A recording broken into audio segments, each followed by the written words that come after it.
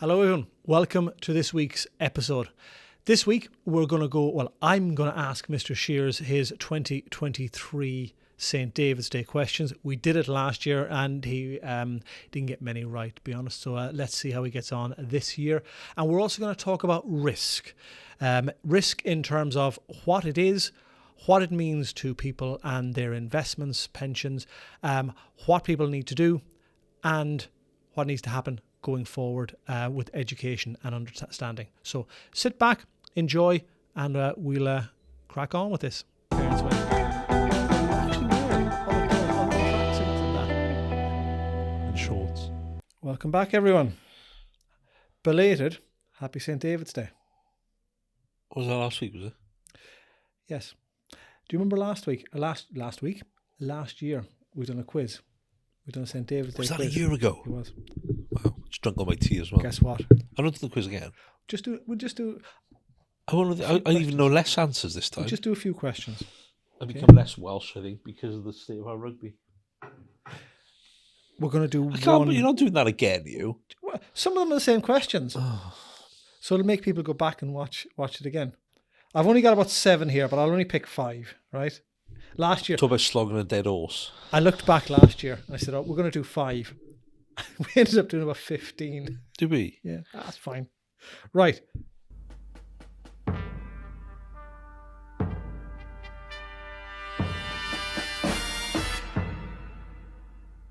First one. How many universities are there in Wales? 2, 4, 8 or 16? Universities in Wales? 8.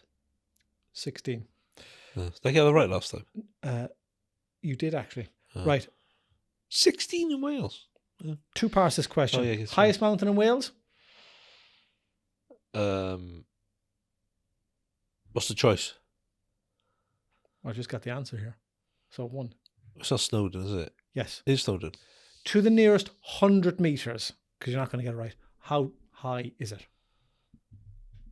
What? To the nearest 100 metres. 100 metres? To the nearest... So is it 420, 790, 1130? Give me 100. I have absolutely no idea. Only because I have no idea what the gauge is against. 1,085 metres. 1,085 metres, okay. How many... I'll give you... Here's a multiple choice. How many castles are there in Wales? 378, 641 or 927? I'll go the higher one, 927. Always go middle, 641. Well, I went middle last time and I didn't get it right. So that's not true. True. Because the next one is... I'll do a multiple choice next. Second last one. Which legendary British king is closely associated with Wales, with some suggesting he held court in Killeen? King Charles. I don't know. He had a round table. King Arthur. Oh, okay. Last one then. Right, I never enjoyed history in school. Only enjoyed doing sport. Well, we'll do geography then. Didn't enjoy How geography long either. Is the Welsh coast path? 870 miles, My goodness. 970 miles, or 1,070 miles? We'll go middle, shall we? If you want to. Well, you told me you should always go middle. It's wrong, isn't it? Of course it's wrong, yeah. It's number 1, 870. Never listen to an Irishman. Yeah, I was going to say. Never. You could have pre-warned me of that. No, there was more fun in this. I spent this morning trying to Google stuff on that. But busy morning then. Yeah, it was. On a more serious note, I had somebody that I've never met before. We've had a chat last week. And they have a pension with a well-known product provider. And the pension is in a fund called Lifestyling. Okay. And for anyone that isn't aware of that, I think it was back probably around the 2000s. Lifestyling would say, when do you want to retire?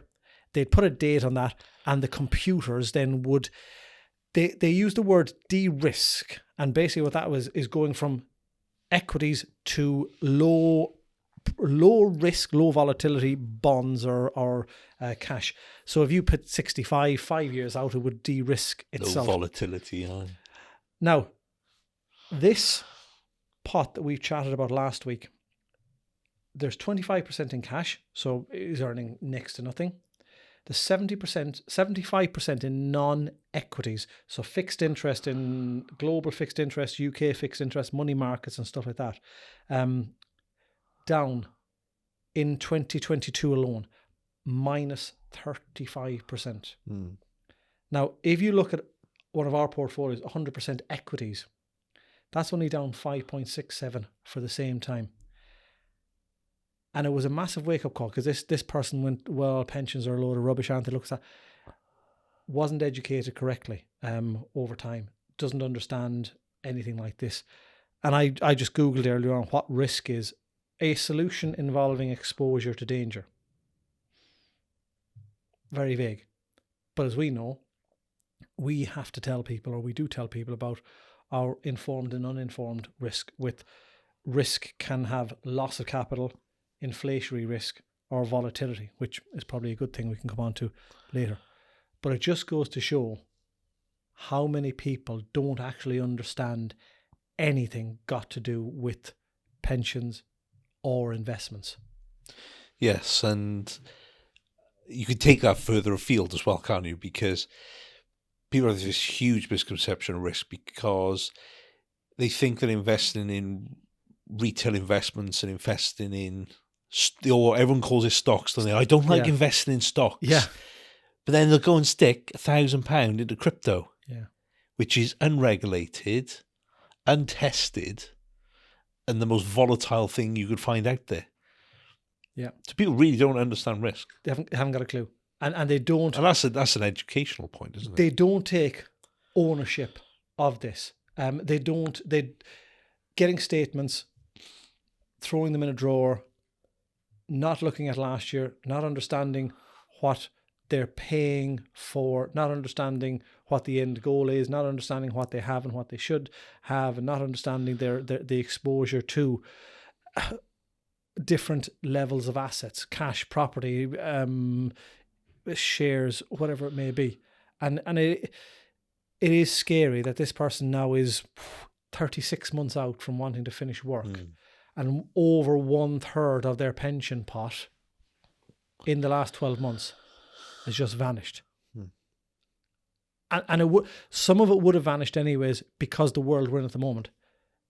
But the person would have been a lot more comfortable with a 5% portion vanishing over last year than 35%. But that's because they've never dealt with somebody in many, many years. And the pot was very, very big. You know, we're talking about a big 6-figure pot. That has a massive effect on their, I suppose, I'm going to say not their mental health, but they haven't slept well, I think, because they said, I've lost all of this money. Technically, you know, it grew and it fell. But the levels of falling is astronomical at the moment, and people need to understand that it's the old understanding of risk. It's a new world. They need to start doing things in a different way. Yes, and with regards to these type of investments where people are stuck in a lot of bonds at the moment, if you're in a work company's lifestyling fund and you're getting close to the age of 60, there's a very good chance you're heavily in these bonds. So coming up towards retirement, your money is just going backwards, which is a big issue, because I actually think that whole process of de-risking coming up to retirement is not actually a good thing to do. It's a waste of time. Maybe take a bit of cash off the table, so have a little bit in there effectively to cover the initial year or so of retirement. But otherwise, you need to stay invested, because that money doesn't just stop at 65, you're retiring, or 60. That money's going to last you till you're 90 years of age, or 86, roughly what ONS will tell you. Previous generations would have, and maybe this is where their level of understanding is, previous generations would have gone to 60, 65. They would have said, I'm retiring tomorrow, and that the value of that pot then would have gone and bought an annuity, and that annuity then would have given them a set income for the rest of their lives. But since 2015, you can do whatever you want now. You can buy your annuity, you can go into drawdown, and people don't understand that money has to probably even work harder when you're taking money from it.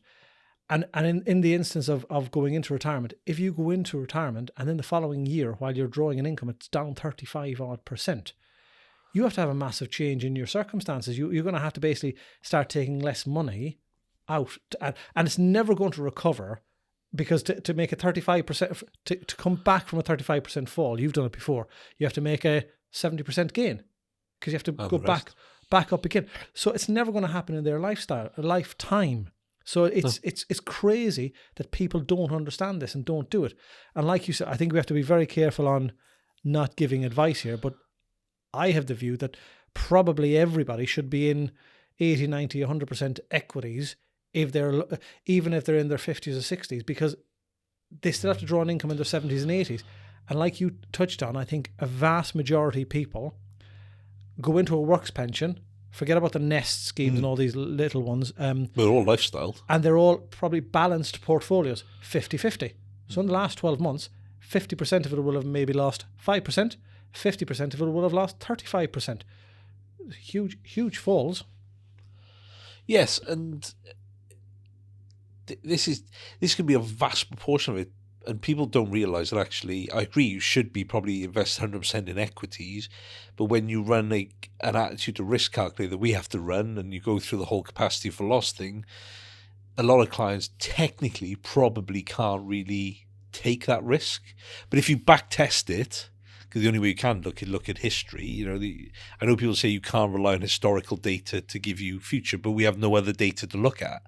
But if you back test it and actually say, well, over a period, I think if you do the maths, over a period of 20 years, if you invest 100% in equities, you will have never lost a penny. Yeah. But if you hold any bond element or cash element, you will. And cash is another thing. Everyone sees cash as being risk-free. Well, it's not, because you bank with Santander, for argument's sake, you have an £85,000 limit on your money. So if you've got 100,000 and in Santander fail, you're only going to get 85,000 back. You're going to lose 15,000. People are like, oh, that'll never happen. Santander, it'll never fail. Well, it happened to Northern Rock. There's no reason why they can't. Do you know what I mean? And these banks have been downgraded. So, and it's then also risk for inflation, because that's the big one. Yes, interest rates are a little bit higher now, but it's still nowhere near inflation. And yes, you can probably argue that equities are down at the moment and bonds are down. But if you look historically over the long term, equities will have outstripped cash by a long way. But you've got to be comfortable with the level of volatility they bring. And it's the understanding of segmenting your life. And you talked about the capacity for loss is another one that the regulator likes us to talk about. If you work out through proper planning of what you're intending to spend over the next X amount of years, putting aside a bit of an emergency nest egg, then you've covered all bases. So the other stuff, when the volatility occurs, do you know what? It occurs, and it will come back. And if you have extra cash and you're investing on a monthly basis, you increase your investing per month, because you're buying the units now at a lower cost. So when they go up, so as long as you can understand that, and you're not putting every single penny that you have into this, and the younger people they're investing in crypto, as you say, for the short term hit. Doesn't exist. Investing is boring. It's done for the long term. It's not exciting in any way whatsoever. But there is a structure and a strategy to it. And as long as you keep all the other bits and pieces back, you're okay. And like you said, if you're invested in a tracker fund or in the great companies of the world, they all bloody make money. There might be a time, a 3-month period when they don't. There might be a year when they don't. But don't tell me that Amazon, Coca-Cola, Budweiser, Volkswagen, LG, all of these companies are not going to continue year on year not making money. Yeah, because that's what if they're not going to make money, they're effectively insolvent and they shouldn't be trading anyway. And if you have a share, it means you're a shareholder.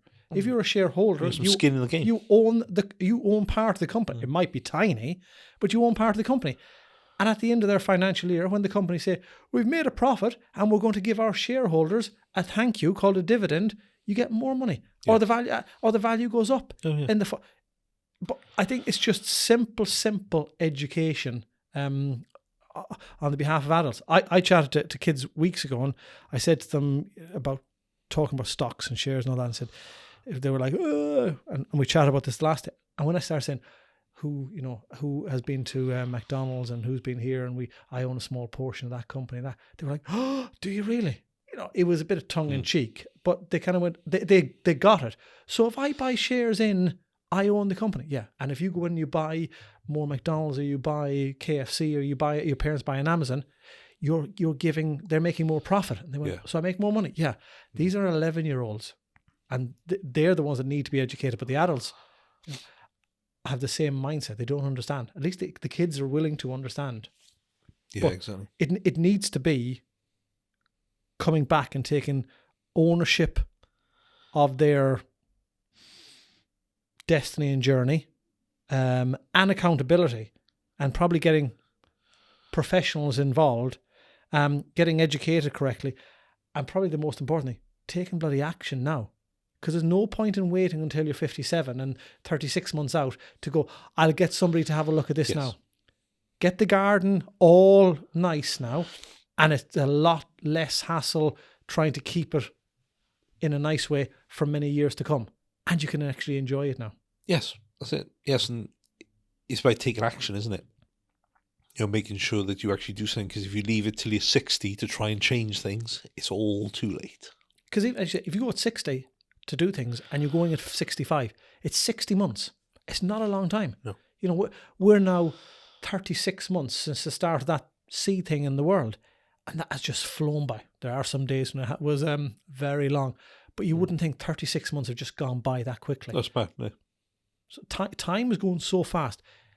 Action is needed now, but we can help to a degree, but at the end of the day, it's no more than anything else in life. People have to take accountability themselves for their own actions. They can be led to show them how to do things. They can be told how to do it. They can be hand-holding, but at the end of the day, there has to be accountability on the individual themselves. Yeah, 100%. So take action now, get a professional involved, and take ownership.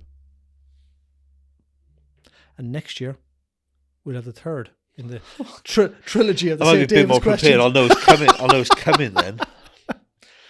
coming then.